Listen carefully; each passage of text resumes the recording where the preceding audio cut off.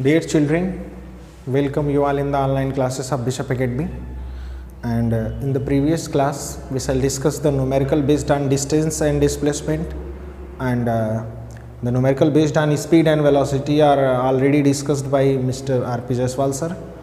And now we shall discuss a question in this class based on the average speed and velocity, and some questions are discussed in this class on the concept of acceleration and retardation. So a question is, Joseph jogs from one end A to other end B of a straight line 300 metre. तो हम इसको graphically एक diagram पे represent कर ले रहे हैं. This is point A and this is point B and this length is 300 metre. 300 metre. Okay, A to B जो है ये डिस्टेंस है 300 metre. Road in 2 minute and 50 second. Time यहाँ मैं लिख रहा हूँ ए टू सी, ये टाइमिंग है 2 मिनट 50 सेकेंड. इसको अगर पूरे को मिनट में बदल दें, सॉरी सेकेंड में बदल दें, 2 minute equals to 120 plus 50, 120 plus 50 it means 170 second. 170 second ये हमारा टोटल टाइम लग रहा है to B. And then turns around and jogs 100 metre back. यहां से टर्न कर रहा है पीछे एंड 100 मीटर बैक आ रहा है टू अ पॉइंट सी. इस पॉइंट का नाम सी है, ये है 100 मीटर. ठीक है. In other 1 minute. तो यहां पर मैं लिख दे रहा हूं बी टू सी जो टाइम लग रहा है, बी टू सी ये टाइम है हमारा 1 minute. 1 minute means 60 second. Okay, ये हमारा टाइम है B to C. What are Joseph's average speed and velocity from A to B. A से बी के बीच में एवरेज स्पीड और एवरेज वेलोसिटी निकालना है और फिर ए टू सी. तो चलिए सबसे पहले हम फ्रॉम ए टू बी निकालते हैं. From A to B. A to B में एवरेज स्पीड पहले हम निकाल लेते हैं. Average speed is equals to होता है टोटल डिस्टेंस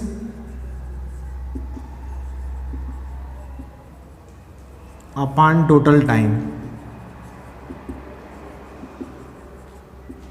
टोटल डिस्टेंस ये जो कवर किया है 300 मीटर और टोटल टाइम लगा है ये 170 सेकेंड. 170 सेकेंड. इसको हम डिवाइड करेंगे तो हमको मिल जाएगा ये 1.76 मीटर पर सेकेंड. ये हमारा हो गया average speed. Answer.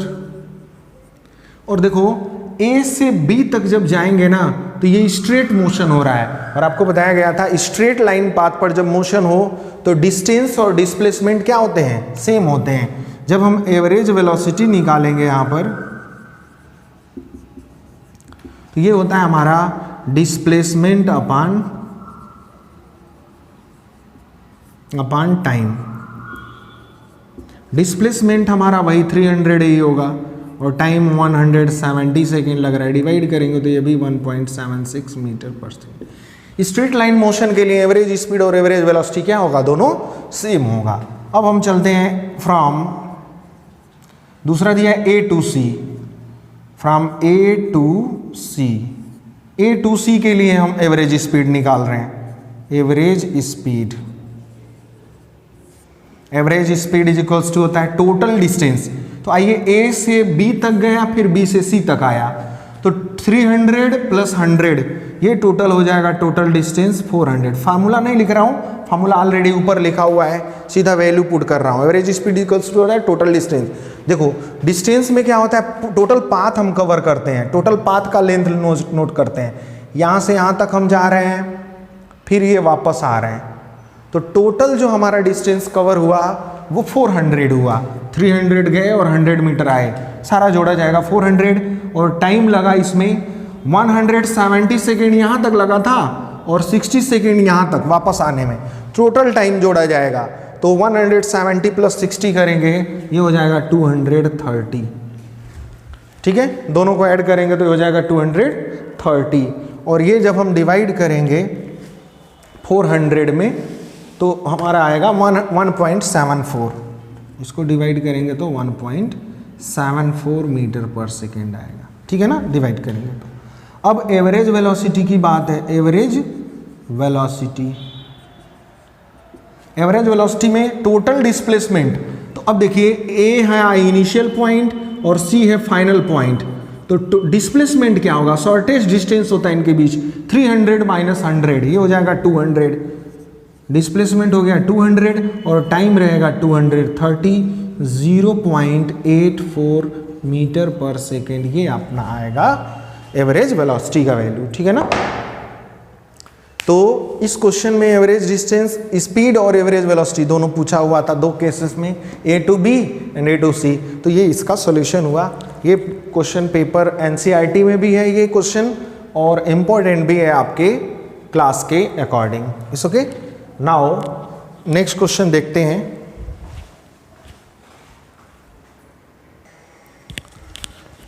Next question second है, और train is moving with initial velocity of 30 metre per second. Initial velocity को यू से रिप्रेजेंट करते हैं, 30 मीटर पर सेकेंड हमारा आ गया। The brakes are applied. देखो, जब कोई ऑब्जेक्ट मोशन में हो और ब्रेक अप्लाई करते हैं तो उसकी स्पीड स्लो होना शुरू हो जाता है, या उसकी वेलोसिटी स्लो होना शुरू हो जाता है। और जब स्लो होता है तो इस सिचुएशन में रिटार्डेशन होता है, यानी कि निगेटिव एक्सेलरेशन होता है। Are applied so as to produce uniform acceleration of -1.5, ये -1.5 है मीटर पर सेकेंड स्क्वायर, यानी ए इज इक्वल्स टू है -1.5 मीटर पर सेकेंड स्क्वायर। ठीक है, ए की वैल्यू है। Calculate the time in which come to rest, यानी फाइनली इसको कहाँ आना है, रेस्ट में आना है, मतलब स्पीड क्या हो जाएगा, 0। टाइम हमें कैलकुलेट करना है। तो आपने एक्सेलरेशन का फॉर्मूला पढ़ा होगा, a is equals to v minus u upon t. A की वैल्यू -1.5 दे रखा है, v हमारा है 0, माइनस u का वैल्यू है 30 अपॉन टी। क्रॉस मल्टीप्लाई करेंगे तो -1.5 t इज इक्वल्स टू आ जाएगा -30, minus minus cancel out, t is equals to 30 upon 1.5, या इसको लिख सकते हैं 300। ऊपर भी 10 से मल्टीप्लाई करेंगे, नीचे भी 10 से, तो ये 15 हो जाएगा, 20 टाइम्स में कट जाएगा ये time. t is equals to 20 second. 20 second में ये क्या होगा, आपका ट्रेन रुक जाएगा इस क्वेश्चन के अकॉर्डिंग। तो एक्सेलरेशन पर बेस्ड क्वेश्चन इसी तरह के ज़्यादातर रहते हैं, और भी आपके बुक में क्वेश्चन है, हम आपको असाइनमेंट के फॉर्म में देंगे, उसको आप सॉल्व कर लोगे। ठीक है ना। एक और छोटी सी चीज़ बतानी है आपको, ग्राफिकल रिप्रेजेंटेशन आपको जो है सर ने बताया होगा, दो तरह का ग्राफ होता है हमारे पास, डिस्टेंस या displacement time graph, distance displacement and time graph, और दूसरा हमारे पास होता है स्पीड और वेलोसिटी टाइम ग्राफ। दो तरह के ग्राफ बताए गए थे, distance displacement time graph and speed और velocity time graph. It's okay. दोनों में कुछ खास चीज़ें हैं, जान लिया जाए। यदि टाइम को हम एक्स एक्सिस पर और यहाँ पर डिस्प्लेसमेंट को या डिस्टेंस को रिप्रेजेंट करें वाई एक्सिस पे, तो जो स्लोप होता है इस ग्राफ का, उससे हमें क्या पता चलता है, स्पीड या वेलोसिटी, स्पीड और वेलोसिटी पता चलता है। Slope is equals to, slope equals to होता है, डिस्टेंस है ये डिस्प्लेसमेंट है और ये टाइम है। डिस्टेंस डिस्प्लेसमेंट टाइम ग्राफ का, यानी कि इस वाले ग्राफ का अगर हम स्लोप निकालें तो हमको क्या पता चलता है, अगर यहाँ डिस्टेंस रहेगा तो स्पीड पता चलेगा, और यहाँ डिस्प्लेसमेंट रहेगा तो वेलोसिटी पता चलेगा, नीचे तो टाइम रहता है हमेशा। दूसरा हमारे पास है स्पीड वेलोसिटी टाइम ग्राफ। इसमें कुछ खास बातें समझनी है, सब लोग याद भी रखेंगे। एक्स एक्सिस पे टाइम रिप्रेजेंट किया जाता है और वाई एक्सिस पे सॉरी, अगर स्पीड हो या वेलोसिटी, दोनों में से कोई भी हो, स्पीड हो या वेलोसिटी, दोनों में से कोई भी रिप्रेजेंट किया गया हो, यहाँ स्लोप जो है हमको एक्सीलरेशन बताता है।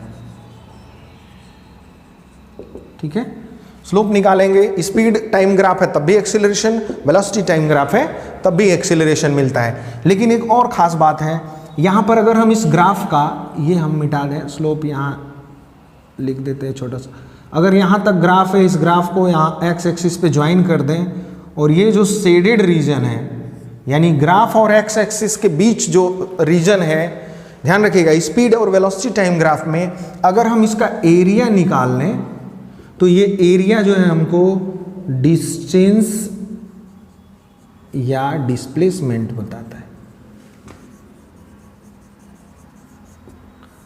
डिस्टेंस कब बताएगा? जब स्पीड टाइम ग्राफ होगा, और जब यही ग्राफ वेलोसिटी टाइम होगा तो हमको डिस्प्लेसमेंट पता चलता है। किससे? एरिया कवर्ड बिटवीन ग्राफ आपका ये लाइन है एंड एक्स एक्सिस और ग्राफ के बीच जो शेडेड रीजन है उसका एरिया आप निकालोगे तो डिस्टेंस या डिस्प्लेसमेंट पता चलता है।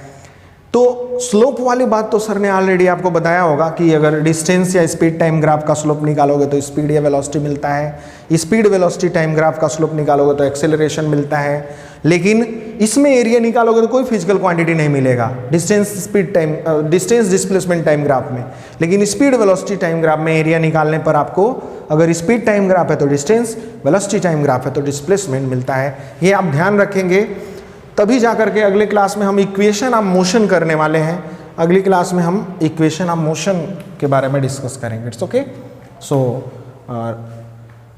Make notes of these questions in your notebook, physics notebook, and send on the Google Classroom.